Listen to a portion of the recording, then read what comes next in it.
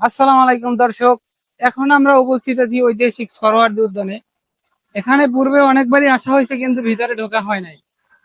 আমার পাশে দেখতে পাচ্ছেন যে আগুন, এটা কিন্তু খুব একটা অলৌকিক কি বোঝা যায় যে এখানে সবসময় আগুন জ্বলে। আপনি যখন মনে করেন যে অনেক বৃষ্টি পড়ে, বৃষ্টির ভিতরে এই আগুনটা জ্বলে। এখান থেকে মনে হয় যে গ্যাসের কোনো লাইন ব্যবহার করা, যার কারণে এই আগুনটা জ্বলে।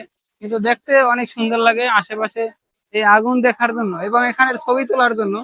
এই আগুনটা ব্যাকগ্রাউন্ডে রেখে ছবি তোলার জন্য অনেক মানুষই এখানে আসে এটা দেখার জন্য। এটা আসলে আপনারা বাইরে থেকে দেখতে পারবেন না। এটা সরাসরি যখন উদ্যানের ভেতরে আপনারা আসবেন, ভিতরে মাঠের বরাবর পশ্চিম সাইডে এই আগুনের অবস্থিত।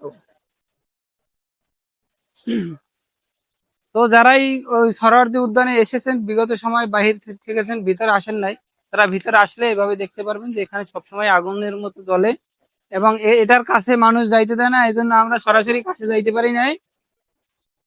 তো আপনারা আসলে অবশ্যই ভিতরে আসবেন, ভিতরে না আসলে এই সৌন্দর্য উপভোগ করতে পারবেন না। হ্যাঁ, আগুনের তাপ এদিকে আসতেছে, আমরা এখানে দাঁড়ানো আছি, বাতাসে আগুন বিভিন্ন ভাবে ঘোরে। আগুন যে এদিকে আসে, এদিকে আগুনের তাপ চলে আসতেছে।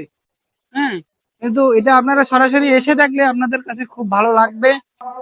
আমি যেটা মনে করি, আমি এখানে বিগত সময় বহুত আসছি কিন্তু ভিতরে আমার কোনো কারণে ঢোকা হয় নাই। আজকে চরমনাই পীর সাহেবের বড় সমাবেশ ডাকছে, যার কারণে এখানে আসা এবং এই আগুন দেখা। দেখে আর পারলাম না না ভিডিও করে থাকতে আপনাদেরকে দেখানোর জন্য। খুবই সুন্দর এবং মনোরম দৃশ্য। আকাশ এখন মেঘলা, কিন্তু নিচে যদি মনে হয় বৃষ্টিও পড়ে তারপরে এই আগুন নিভবে না, এরকম ব্যবস্থা করা মনে হয়। হতে পারে এর ভিতরে কোনো গ্যাসের সংযোগ দেওয়া আছে, এরকম কিছু। তো ধন্যবাদ দর্শক। নেক্সট ভিডিও পর্যন্ত আমাদের সাথেই থাকবেন। আসসালামু আলাইকুম।